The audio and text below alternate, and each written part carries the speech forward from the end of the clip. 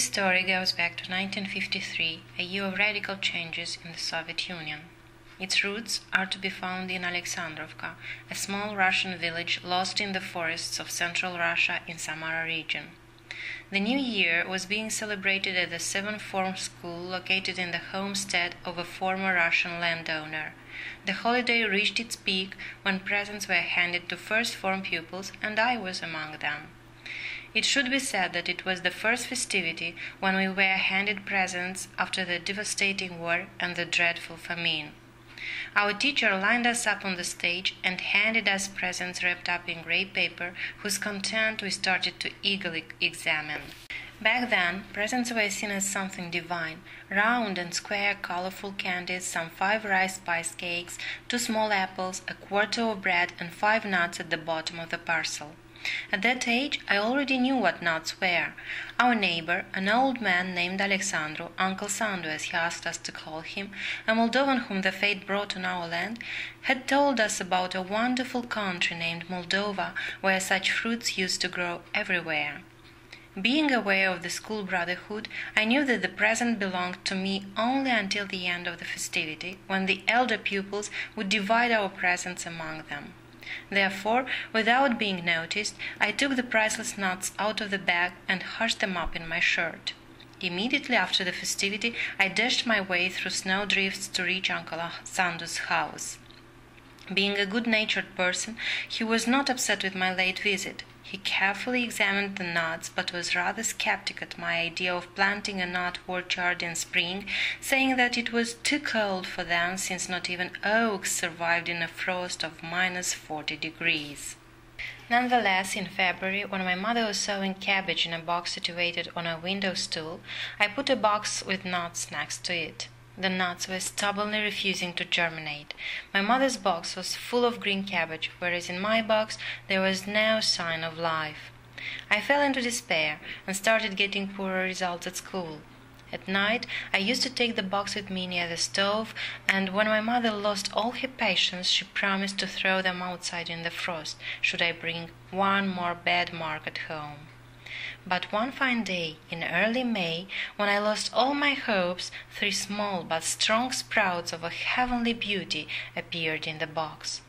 I was jumping for joy. The nut sprouts were growing and developing well, and the neighbors started passing by increasingly often to have a look at the unseen miracle.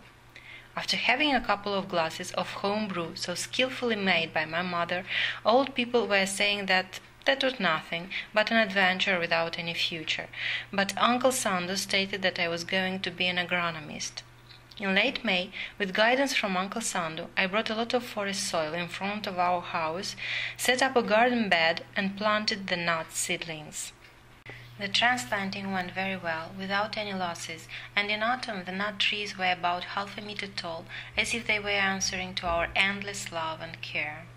To survive the winter, we covered the walnut trees with fir tree branches and wood shredding, and not even a day passed without me thinking of whether they would manage to live through the Russian-killing frost. As soon as the weather got warmer in spring, I took away the branches and wood shredding, and the walnut trees started to quickly grow, so that in autumn they were higher than me. In the autumn of 1955, I already knew how to prepare for winter. The sarcophagus over the walnut trees was safe and reliable, and they lived through winter without problems and started growing again in spring. The summer of 1956 was my last summer in Russia, as my family moved to Moldova. My mother was wrapping up things of utmost importance, whereas I was thinking of how to wrap up my dear little trees. I wanted by no means to live without them. But I failed to persuade my father, who said firmly that we had room only for things of utmost importance. It was decided that the trees would remain and be protected by Uncle Alexandru, who reassured me that he would take good care of them and that walnut trees were growing everywhere in Moldova. We left in an October morning. Rare flakes of snow were predicting the approach of winter. I took farewell of my friends and of my trees that were now over 1.5 meters tall. Under the sound of our childish screams, the car took off. My trees were shaking in the cold wind, waving their branches as if they were saying goodbye. The Fate wanted that my first walnut trees remain far away in Russia, in the village Alexandrovka Samara region, but I kept my love and loyalty to them my whole life. 25 years later. In Moldova we settled down in Râșcani, where I graduated from a 7th form school, after which I was matriculated at a Tiraspol-based vocational school and, as Uncle Sandu foretold, I became an agronomist. All these years I could not forget that gloomy October day of 1956 when my orphan walnut trees waved their branches to say goodbye to me. In 1974, when I was studying at the Chișinău-based Agricultural Institute, I met a young scientist, PhD Țurcanu Ivan, who helped me put my mystic love for walnut trees into an earthly scientific frame. Back then, just like now, research was short of finances. Therefore, in 1977, when I became the head of the Frunze Kolkhoz, the first thing I did was to sign an agreement with the Pomiculture Institute on scientific support for the walnut nursery that was being created in the Kolkhoz. We used a technological process based on a winter grafting method developed by Ivan Țurcanu. But the fate prepared another surprise for me. I was sent from that kolkhoz, which finally managed to get on its feet, to the Boris Glavan kolkhoz in the village Stare Albinets. It was meaningless to oppose. My only condition was that the walnut tree program shall be transferred to that kolkhoz, and they accepted. Unlike in 1956, now I took my corbeille with me, layered boxes with grafted walnut sprigs, which in May 1980 were planted into a collection orchard in the village Stare Albinets. It goes without saying that all these years, despite the fact that I was very busy, I kept on looking for new, heavy productive varieties of walnut trees. I used to choose sprigs and grow and plant seedlings in tree lines, as it was easier to compare them with others and draw conclusions about their advantages. In September 1980, the need arose to repair a road leading to the village Musteața and to create 2 man-made lakes. Applying the well-known kolkhoz diplomacy, I decided to borrow the needed machines from a brigade constructing the road Brest-Odessa. So, in late September, I left for the construction site to look for a Belarusian site supervisor with whom, as people said, it was possible to come to terms.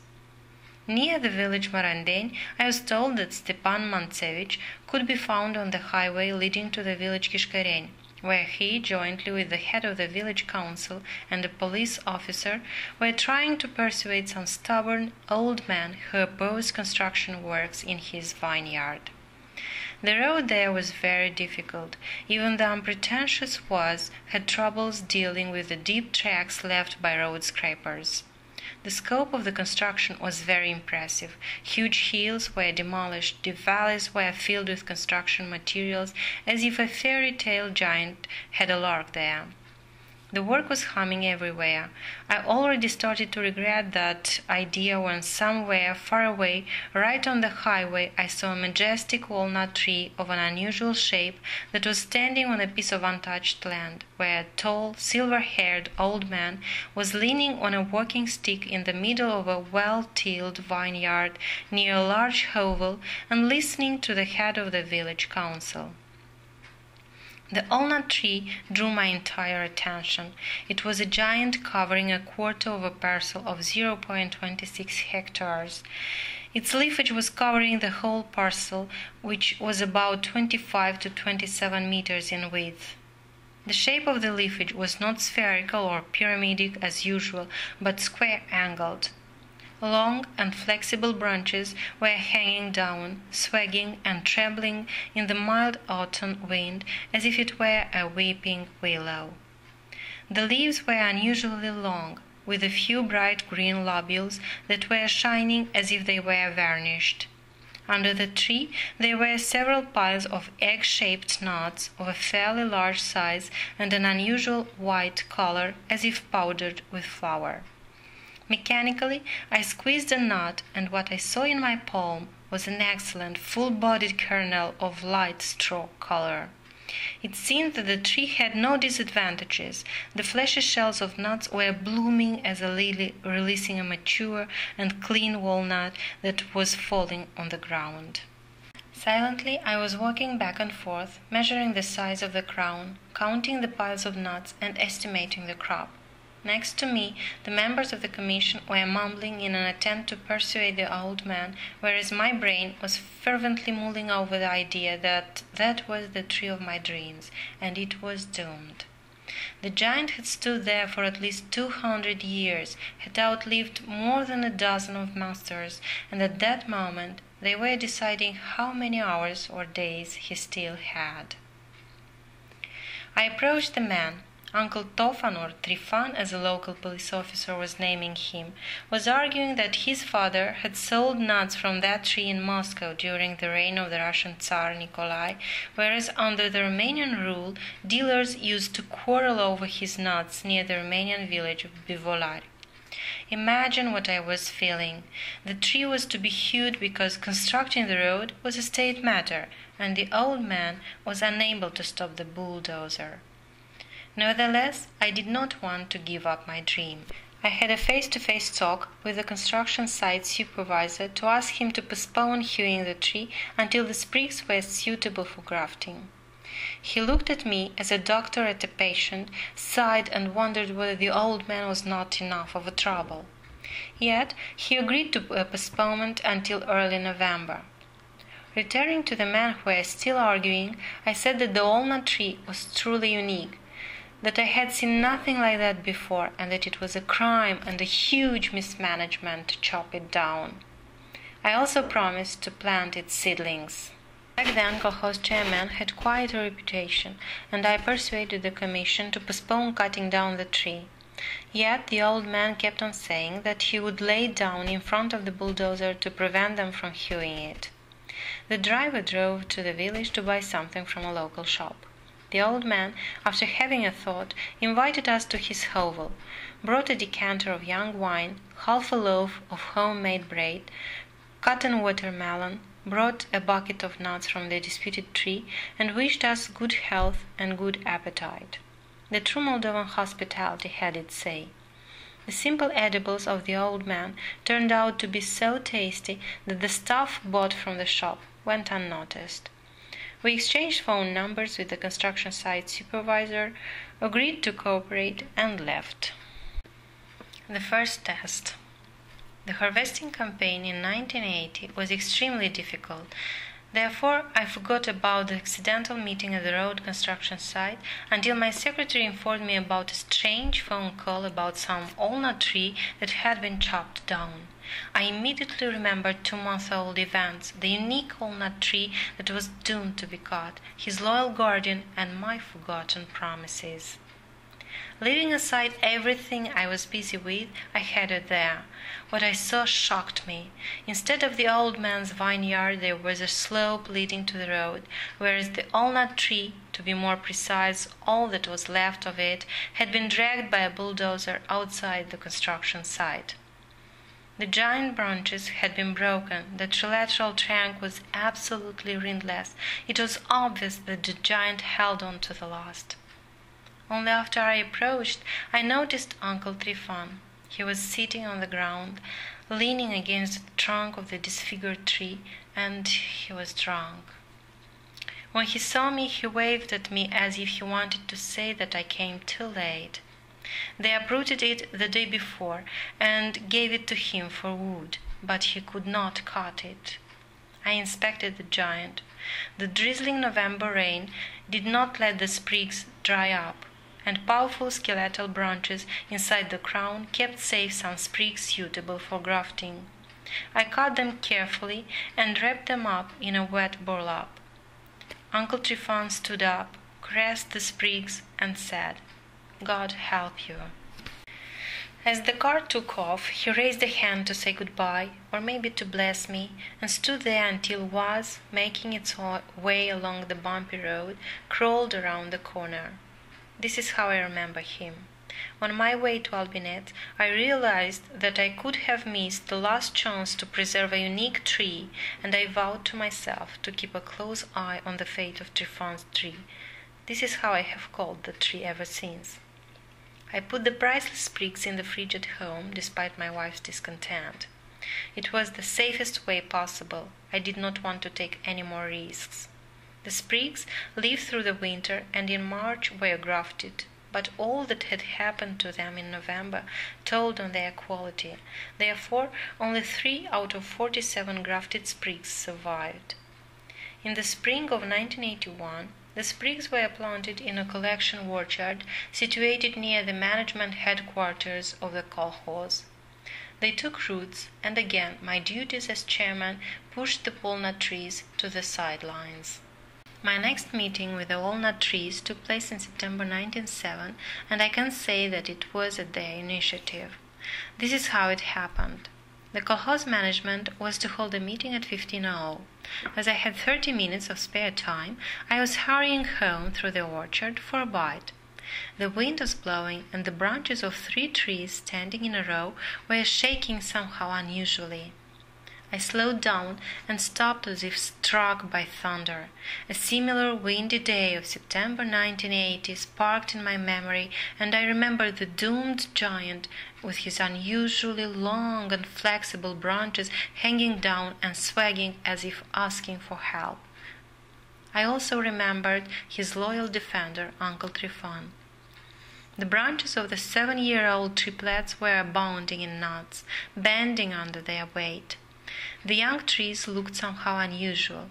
The abundance of fruits inside the crown was astonishing, and I could not realize why, because back then I had no idea of lateral fruit bearing. By their color, shape, quality, and taste, the nuts remembered me the old man's edibles on that memorable day.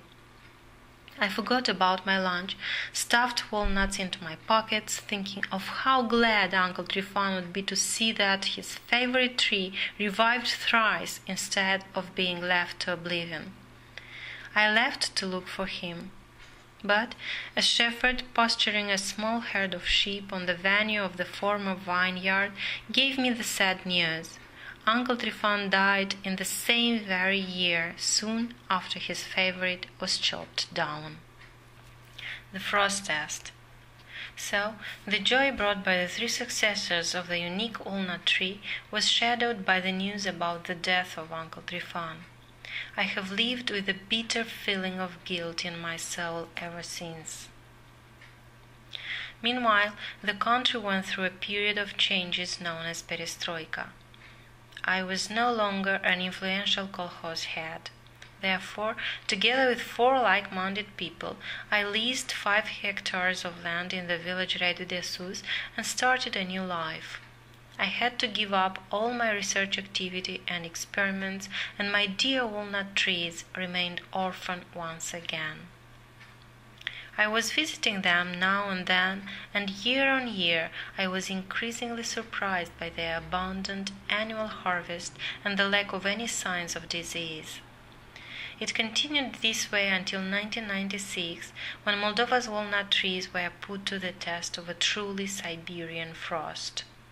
Temperatures decreased to -34 degrees and even more, 3 nights in a row. In the spring, the collection orchard looked pitifully. The Bulgarian sort Sheinovo and the Uzbek sort Ideal did not survive the frost. The collection of Turkan Ivan lived better through the winter. The sorts Chisinau, Korsheuts, Quinoas, and Kostuzheny were damaged only partly and even had walnuts here and there.